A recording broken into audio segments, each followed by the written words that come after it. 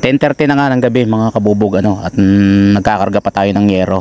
Kinailangan nating mag-overtime mga kabubog sapagkat hindi natapos itong ating ikinakarga kanina sapagkat dumalo pa tayo ng pagtitipon Meron nga tayong kinausap mga kabubog na dalawang tao para mag-overtime Kaya lang ay tumanggi sila sapagkat sila ay may paniniwala na kapag ka sila ay naambunan o naulanan ay magkakasakit sila.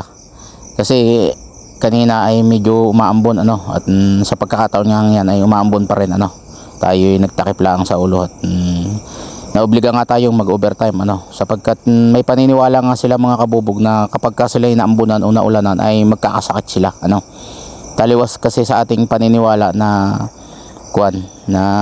ang paniniwala ko kasi mga kabubog ay hindi ako magkakasakit kapag ka ako ay naulanan o naambunan.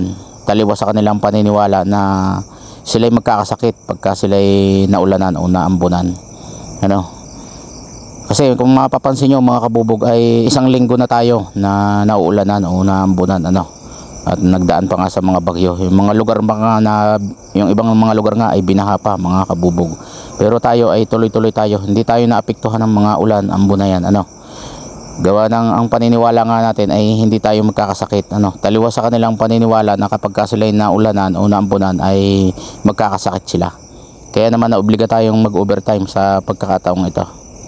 So yun mga kabubog sa pagkakataong ito ay maraming salamat sa inyong matyagang panonood pagko-comment, pag-like na rin at salamat din doon sa mga nag-share. So yun lang muna sa ngayon mga kabubog. Maraming salamat po.